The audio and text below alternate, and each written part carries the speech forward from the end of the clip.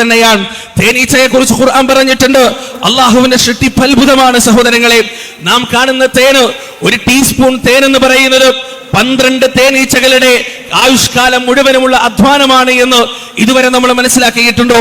1 kilogram തേൻ എന്ന് പറയുന്നത് 50 ലക്ഷത്തോളം പൂവുകളിൽ നിന്ന് ഒരുപാട് തേനീച്ചകളുടെ ആയുഷ്കാലം മുഴുവൻ പണിയെടുത്ത് ശേഖരിച്ച ഉന്നതമായ ഒരു ഭക്ഷ്യവസ്തുവാണ് എന്ന് ഇതുവരെ നമ്മൾ മനസ്സിലാക്കിയിട്ടുണ്ടോ?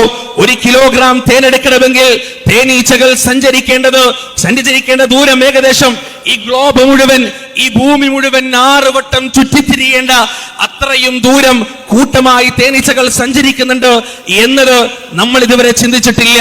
വളരെ സിമ്പിൾ ആയിക്കൊണ്ട് സ്പൂണിലെടുത്ത് നാം തേൻ കുടിക്കുന്ന സമയത്ത് നമ്മുടെ തലച്ചോറിലേക്ക് ഇത്തരത്തിലുള്ള ചിന്തകളൊന്നും വരാറില്ല. തേനീച്ചകളിൽ പണിയെടുക്കുന്നവർ സ്ത്രീകളാണ് എന്നും മഠിയന്മാരായി ഇണചേരാൻ മാത്രം ഇരിക്കുന്നവർ പുരുഷന്മാരുമാണ് എന്നും ഈ അടുത്ത കാലത്ത് മാത്രമാണ് മനുഷ്യൻ കണ്ടെത്തിയത്. എന്നാൽ അല്ലാഹു സുബ്ഹാനഹു വ തആല 1400 കൊല്ലങ്ങൾക്ക് മുമ്പ് തേനീച്ചകളെ കുറിച്ച് പറഞ്ഞപ്പോ, തേനീച്ചയോട് പറയുന്നതായി പടച്ച തമ്പുരാൻ പറഞ്ഞപ്പോ, വഔഹാ റബ്ബുക ഇലൻ നഹ്ലി അനിത്തഖിദി മിനൽ ജിബാലി ബുയൂതാ വമിനശ് ശജരി വമിമ്മാ യഅരിശൂൻ.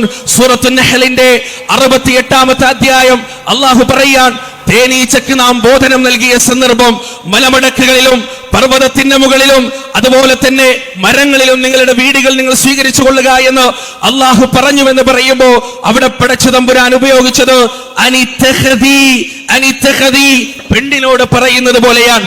ഒരിക്കലും മുഹമ്മദ് നബിക്ക് അറിയില്ല, റസൂലുള്ളാഹി സ്വല്ലല്ലാഹു അലൈഹി വസല്ലമ കണ്ടത് മനുഷ്യൻ എന്ന സ്പീഷീസിനെ മാത്രമാണ്.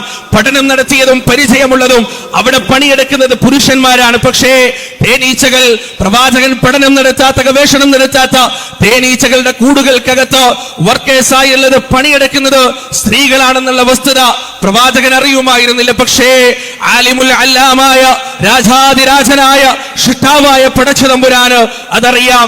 അതുകൊണ്ട് അല്ലാഹു സുബ്ഹാനഹു വ തആല വളരെ വ്യക്തമായാണ് ഓരോ കാര്യങ്ങളും പരിശുദ്ധ ഖുർആനിൽ പറഞ്ഞിട്ടുള്ളത്. ഇങ്ങനെ ഈ ഒരു രീതിയിൽ ഖുർആനെ പഠിക്കുവാൻ നാം തയ്യാറായാൽ നമുക്ക് ചിന്തിക്കുവാനും മനസ്സിലാക്കുവാനും ആലോചിക്കുവാനും ഒരുപാട് കാര്യങ്ങൾ പരിശുദ്ധ ഖുർആനിൽ സുലഭമായി ലഭിക്കും. ആ ചിന്ത നമ്മളെ എങ്ങോട്ടാണ് എത്തിക്കേണ്ടത്? الذين يذكرون الله قياما وقعودا وعلى جنوبهم ويتفكرون في خلق السماوات والأرض ربنا ما خلقت هذا باطلا سبحانك فقنا عذاب النار ربنا إنك من تدخل النار فقد أخزيته وما للظالمين من أنصار. ആകാശഭൂമികളുടെ പടപ്പിൽ ചിന്തിച്ച് അത്ഭുതം കൊള്ളുമ്പോ അവര് പറയുന്നൊരു വാക്കുണ്ട്. എന്താണെന്നറിയോ? റബ്ബനാ സുബ്ഹാനക ഫഖിനാ അദാബന്നാർ. നാഥാ ഇന്നക മൻ അല്ലാഹുവേ, ഇതൊന്നും നീ അദാബിലായി പടച്ചിട്ടില്ല നാഥാ. നിരർത്ഥകമായി നീ ഇതൊന്നും സൃഷ്ടിച്ചിട്ടില്ല. നീ എത്രയോ പരിശുദ്ധനാണ്.